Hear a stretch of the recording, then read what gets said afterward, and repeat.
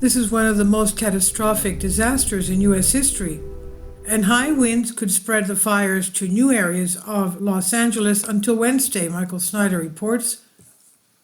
High winds returned to Los Angeles on Sunday morning, and that is making one of the most catastrophic disasters in U.S. history even worse.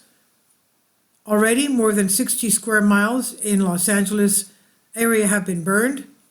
And to put that into perspective, the entire city of Washington, D.C. covers just about 68 square miles. I've been trying to find the right words to describe the devastation that we've been witnessing, but I just can't seem to find the words that are sufficient. According to California Governor Gavin Newsom, this is one of the worst natural disasters in the entire history of our nation. California Governor Gavin Newsom told NBC News Meet the Press Saturday that the Los Angeles area wildfires will be one of the worst natural disasters in U.S. history and called for an immediate independent investigation into the local water supply. I think it will be in terms of just the costs associated with it, in terms of the scale and scope, Newsom said, when asked whether the disaster would be among the nation's worst ever. The winds that have been spreading the fires calmed down for a while, but now they've flared back to life. On Saturday night and into Sunday morning, winds have been in the 35 to 55 mile an hour range, with some gusts reaching as high as 70 miles an hour in the mountains surrounding Los Angeles. It becomes very difficult to control fires when wind speeds are this high. In fact, the Cal Fire Department Public Information Office was warning that wind speeds had gotten so high that aircraft that are being used to fight the fires may need to be grounded again. Chris Harvey, a Cal Fire Public Information Officer, said he was concerned that Sunday's winds would become strong enough that the firefighting aircraft would have to be grounded again. Aerial efforts were suspended for a time last week because of the extraordinarily strong winds, which made it unsafe for aircraft to make their usual drops of water and fire retardant. What firefighters need more than anything is for the winds to die down. Unfortunately, we're being told that the region will be under a red flag warning until Wednesday. It's the last thing that wildfire-ravaged Southern California needs, but a red flag warning will span several days throughout Wednesday, January 15 at 6 p.m., with strong winds and continual critical fire weather as in the forecast, National Weather Service announced. The warning indicates that existing fires could spread and new ones could start, meteorologists said. It begins at 6 p.m. Saturday as fire crews continue to battle the devastating Palisades and Eden fires, which are still threatening lives and property in Los Angeles County. The latest red flag warning also includes the Inland Empire and Orange County, and residents throughout Southern California should be prepared for a preemptive power outage to lessen the likelihood of wildfires being sparked by Southern California Edison or other equipment, officials say. What is Los Angeles going to look like after several more days of burning? Right now, the Palisades fire is being pushed by high winds towards the ultra-affluent Southern California neighborhoods of Brentwood and Bel Air.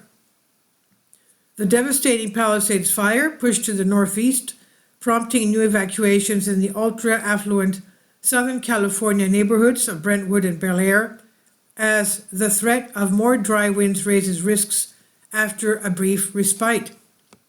The spreading flames brought another night of unimaginable terror and heartbreak, Los Angeles County Supervisor Lindsay Horvath said early Saturday.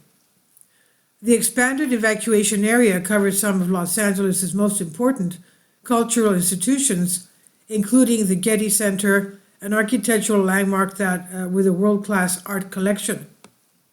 In a desperate attempt to save it, thousands upon thousands of gallons of pink chemicals were being dropped on Brentwood.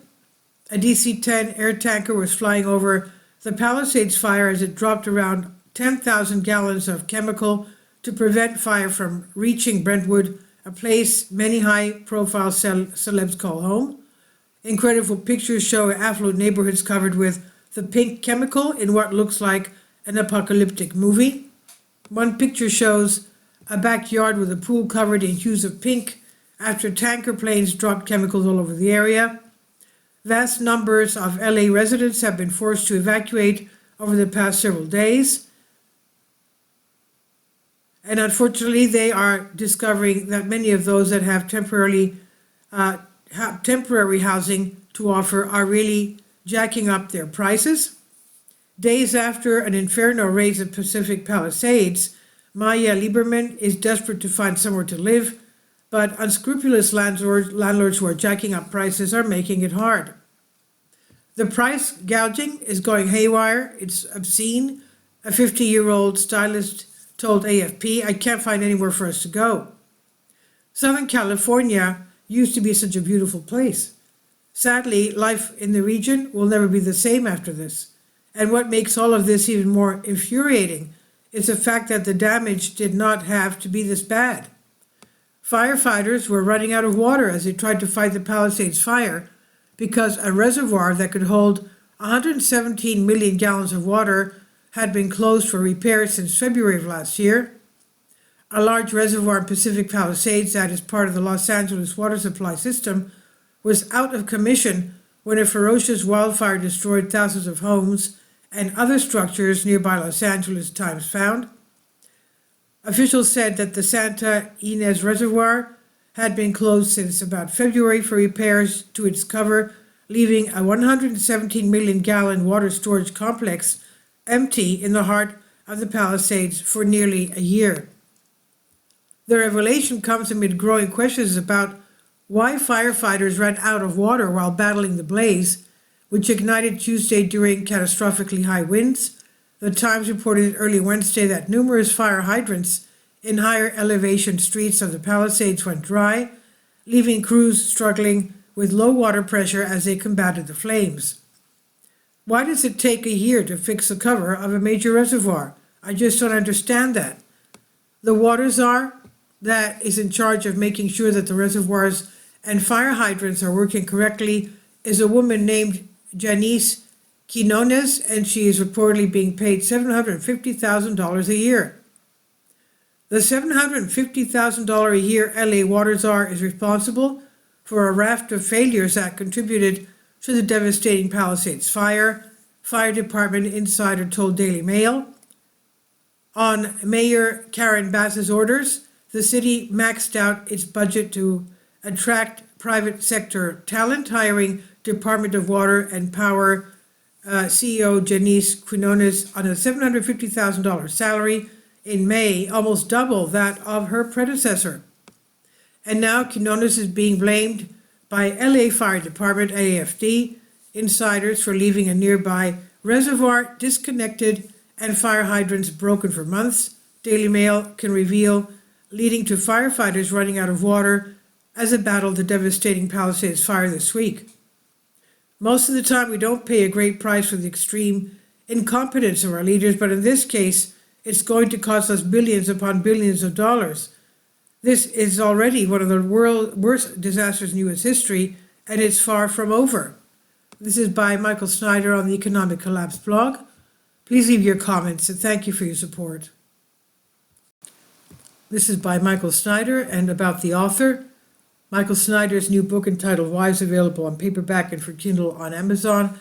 He's also written 8 other books that are available on Amazon, including Chaos, End Times, 70 Apocalypse, Lost Prophecies of the Future of America, The Beginning of the End, and A Living Life That Really Matters.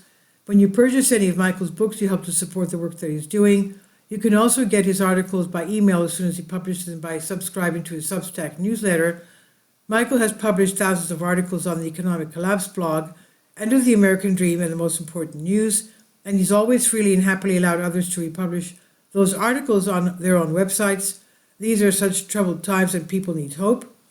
John 3:16 tells us about the hope that God has given us through Jesus Christ. For God so loved the world that he gave his only begotten Son, that whosoever believeth in him should not perish but have everlasting life. If you have not already done so, we strongly urge you to invite Jesus Christ to be your Lord and Savior today. Support my Patreon account. The daily posts are 5 videos daily, and they are totally different from what I have on my YouTube channel.